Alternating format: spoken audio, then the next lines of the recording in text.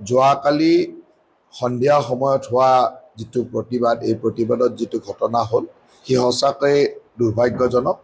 আৰু এই ঘটনাটো গম পোৱাৰ লগে লগে মুখ্যমন্ত্ৰী ডাঙৰীয়াই মোক নিৰ্দেশ দিছিলে যে মুখ্যমন্ত্ৰী ডাঙৰীয়াৰ হৈ ইয়ালৈ আহিব লাগে আৰু ইয়াতনো আচল পৰিস্থিতিটো কি হৈছে এই কথাখিনি জানিব লাগে।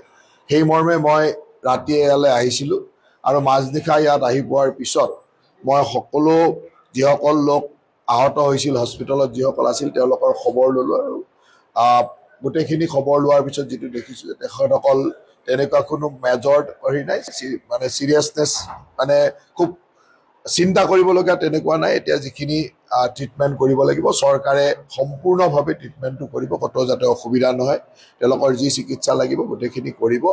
তাৰ লগে লগে আমাৰ আক্ৰাছুৰ কৰ্মকৰ্তাসকলৰ লগত বিভিন্ন আলোচনা কৰিলোঁ। তেখেতসকলৰ আৰু পুলিচ প্ৰশাসনৰ মাজত অকণমান ভুল বুজাবুজি হৈ আচলতে ঘটনাটো হ'ল, যিটো ঘটনা আমাৰ সকলোৰে কাৰণে দুখজনক আৰু এনেকুৱা ঘটনা আমি হোৱাটো নিবিচাৰোঁ। মুখ্যমন্ত্ৰী ডাঙৰীয়াই ঘটনাটো হোৱাৰ লগে লগে তাত থকা যিজন OC আছিল তেওঁক ইমিডিয়েটলি ৰিজাৰ্ভ ক্ল'জ কৰি তেওঁক ছাছপেনশ্যন কৰা হৈছিলে। সেইটো আমি অৰ্ডাৰ দিছিলোঁ। গোলকগঞ্জৰ OC-জনক ৰিজাৰ্ভ ক্ল'জ কৰি ছাছপেণ্ড কৰা হৈছিলে আৰু তেওঁক নিলম্বন কৰাৰ লগে লগে নিৰ্দেশনা দিছিলে।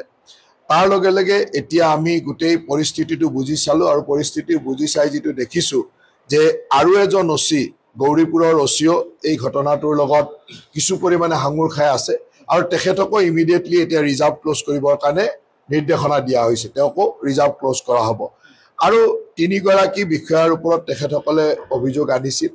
আমাৰ জিলাৰ যিজন আমাৰ SSP আৰু জিলাৰ সেই স্থানত উপস্থিত থকা 2গৰাকী উপ আৰক্ষী অধীক্ষকৰ ওপৰত তেখেতসকলৰ অভিযোগ আছিলে। আৰু অভিযোগখিনি কোৱাৰ পিছত মই আমাৰ যিজন DIG ইয়ালৈ আহিছে, DIG-ক এনকুৱাৰী কৰিবৰ কাৰণে দিছোঁ আৰু তেখেতে 5 দিনৰ ভিতৰত এটা এনকুৱাৰী ৰিপৰ্ট দিব। এই 3জন বিষয়াৰ ইনভলভমেণ্টটো কি আৰু তেওঁলোকৰ ক'ৰবাত মানে এই ভুল বুজাবুজিত তেওঁলোকৰ ৰোলটো কি সেই সম্পৰ্কে ইমিডিয়েটলি এনকুৱাৰী কৰি 5 দিনৰ ভিতৰত তেওঁ এটা প্ৰতিবেদন দিব। গতিকে এজন গৌৰীপুৰৰ OC-ক আমি ইমিডিয়েটলি ৰিজাৰ্ভ ক্ল'জ কৰি ছাছপেনশ্যন কৰিছোঁ আৰু গৌৰীপুৰৰ OC-ক আমি ৰিজাৰ্ভ ক্ল'জ কৰিছোঁ। গতিকে এই ধৰণৰ ব্যৱস্থা লোৱাৰ পিছত চৰকাৰে যিহেতু অত্যন্ত গুৰুত্ব সহকাৰে লৈছে আৰু মুখ্যমন্ত্ৰী ডাঙৰীয়াৰ নিৰ্দেশত মই নিজেই ইয়ালৈ আহিছোঁ আৰু তেখেতসকলৰ য'ত আমাৰ ক'ৰবাত ভুল হৈছে বা আমাৰ প্ৰশাসনৰ মাজত এটা মিছআণ্ডাৰষ্টেণ্ডিং হৈছে তাৰ কাৰণে আমি তেখেতসকলক গোটেই কথাখিনি বুজাই আজি তেখেতসকলে ৰাতিপুৱাৰ পৰা এটা বন্ধ আহ্বান কৰিছিল। মই তেখেতসকলক অনুৰোধ কৰিছিলোঁ যে আমাৰ এটা ভুল বুজাবুজিৰ মাজত হ'ল, এই বন্ধটো আৰু কৰিব নালাগে। তেখেতসকলক আহ্বান জনাইছোঁ আৰু আমি ইমিডিয়েটলি একশ্যন লৈছোঁৱেই। গতিকে তেখেতসকলেও তাত সন্মতি প্ৰকাশ কৰিছে আৰু এই সন্মতি সাপেক্ষে এতিয়া আমি ভাবোঁ যে এটা সৌহাৰ্দ্যপূৰ্ণ সম্পৰ্কৰ মাজেৰে আমি ভৱিষ্যতৰ কৰ্মপন্থাখিনি আগবঢ়াই লৈ যাব পাৰিম। তেখেতসকলৰ যিখিনি ন্যায্য দাবী সেই দাবীৰ প্ৰতি আমাৰ অসম চৰকাৰে বিশেষকৈ হিমন্ত বিশ্ব শৰ্মা ডাঙৰীয়াই বিভিন্ন সময়ত বিভিন্ন আলোচনা মাধ্যমে আগবঢ়াই লৈ গৈ আছে। গতিকে মই ভাবোঁ যে এই বিষয়টো ইমানতে আৰু সামৰণি পৰিব।